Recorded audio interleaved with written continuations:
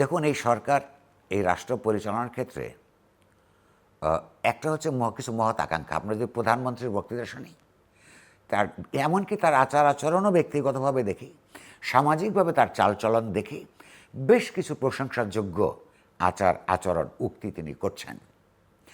কিন্তু গুরুত্বপূর্ণ হচ্ছে তিনি যা বলছেন সেটা রাষ্ট্র পরিচালনার ক্ষেত্রে কোনো সুশৃঙ্খল অবয়ব আমরা দেখতে পাচ্ছি কিনা, সংগঠিত আচরণ সচেতন আচরণ দেখতে পাচ্ছি কিনা।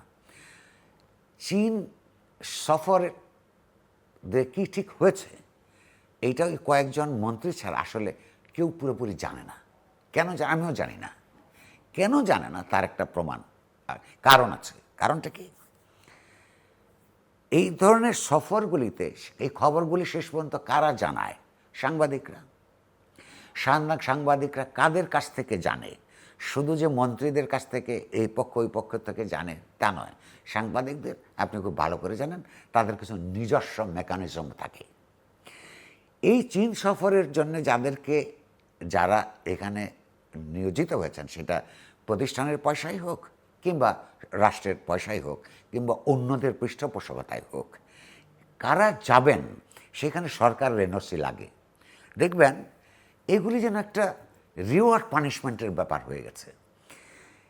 বাংলাদেশের কয়েকটা দেশের সঙ্গে কূটনৈতিক সম্পর্ক অত্যন্ত জাতীয় জনগুরুত্বপূর্ণ বিষয়, তার মধ্যে চায়না একটা। বিএনপির জন্য একটা আরও বেশি, এ কারণে যে বিএনপির সঙ্গে চায়নার সম্পর্কের উত্থান পতন একটা ইতিহাস আছে এবং অধিকাংশ সময় বিএনপির ভুলের জন্যে। আপনি একটু ইতিহাসটা আমরা একটু মনে করি, রিভিজিট করি। প্রথম শুরু হলো এই চায়নার সঙ্গে বাংলাদেশের প্রথম সম্পর্কের ছন্দপতন ঘটল। আমি জাস্ট 5 to 7 মিনিটস ম্যাক্সিমাম। প্রথম ছন্দপতন ঘটল আপনার তাদেরকে ইনফর্ম না করে তাইওয়ানের জন্য একটা অফিস করার মধ্য দিয়ে এটা অবিশ্বাসের সম্পর্ক তৈরি হলো।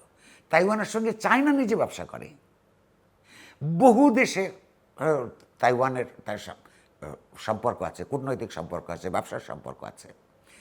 চাইনিজদের দিক থেকে দরকার ছিল, যেহেতু ওয়ান চায়না পলিসি বাংলাদেশের রাষ্ট্র অফিসিয়ালি মানে, ফলে সেখানে তাদেরকে একটু ইনফর্ম করে রাখা যে আমরা তাইওয়ানদেরকে বাণিজ্যিক কারণে একটা অফিস দিচ্ছি। এই কাজটা করে নাই। না করার ক্ষেত্রে যে অবিশ্বাসের সম্পর্ক তৈরি হয় সেটা ঠিক হতে অনেক বছর লাগে। পরবর্তীকালে তৎকালীন প্রধানমন্ত্রী বেগম খালেদা জিয়া একটা চাইনিজ ভিজিটে গিয়ে তাদের সঙ্গে আলাপ আলোচনা করে অনেকটা ভুল স্বীকার করে এই সম্পর্কটা রিনিউ করেছে। দ্বিতীয় পর্যায়ে আবার আরেকটা সংকট তৈরি হলো।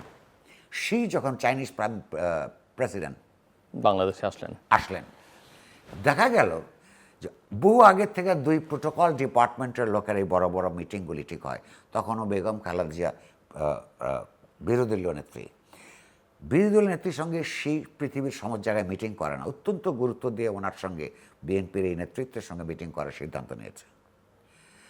প্রোটোকলের মধ্যে ঠিক থাকে যে কতজন থাকবে, কি এজেন্ডা হবে, কি আলাপ হবে, এগুলিকে আপনার বাগমুক্ত করা হয়।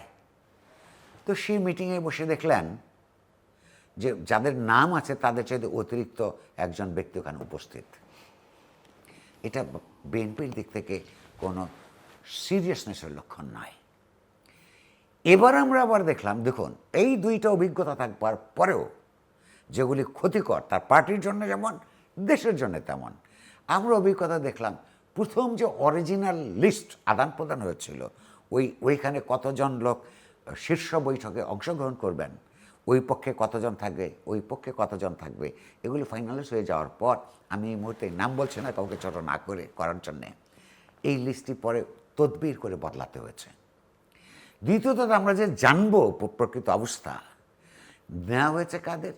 এত বছর যারা দল হিসেবে বিএনপিকে রাজনৈতিকভাবে পত্রপত্রিকার জন্য রিপোর্ট করতো, কাভার করতো, তাদেরকে উচিত ছিল কি ডিপ্লোম্যাটিক করেসপন্ডেন্ট যারা আছে, যেই প্রত্যেকটা পত্রিকাতে আছে, প্রত্যেকটা টেলিভিশনেই আছে, রেডিওতে আছে, অর্থাৎ যাদের এই ব্যাপারে এক্সপার্টিস আছে, বাংলাদেশ চায়নার সঙ্গে রিলেশনের যে ইতিহাসটা তারা জানে, কি আসতে পারে কি আসতে পারে না, কি প্রশ্ন করতে হবে কি প্রশ্ন করতে হবে না, এগুলো যে জানে, ইস্যুসগুলি জানে, তাদেরকে ওখানে উপস্থিত ছিল না। ফলে যে আপনি আমি জানি না, কারণ এই পলিটিক্যাল রিপোর্টাররা যারা দলের হয়ে রিপোর্ট করেছে, দলের হয়ে না দলের রিপোর্ট করেছে, তারা তো ইস্যুস জানে না।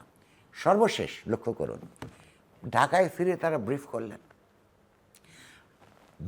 পররাষ্ট্রমন্ত্রী ব্রিফ করার পরে আমরা দেখলাম আরো 4 জন কথা বলল।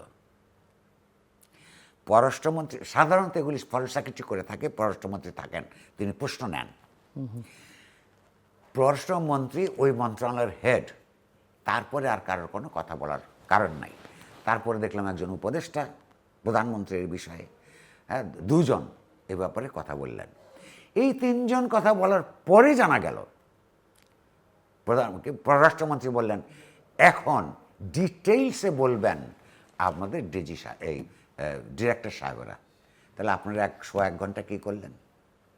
এই যে অ্যামেচারিজম, অর্থাৎ চায়নার মতো একটা গুরুত্বপূর্ণ দেশের সঙ্গে কি হলো না হলো সেটা হ্যান্ডেল করার ক্ষেত্রে যে প্রফেশনাল ম্যাচুরিটি দরকার, সেই ম্যাচুরিটি দেখাতে পরিপূর্ণভাবে এরা ব্যর্থ হয়েছে। ফলে আপনার প্রশ্নের উত্তরটা হলো এই, আমি অনুমান করি যে চায়নার সঙ্গে বাংলাদেশের একটা নতুন সম্পর্ক তৈরির জন্যে, কারণ আওয়ামী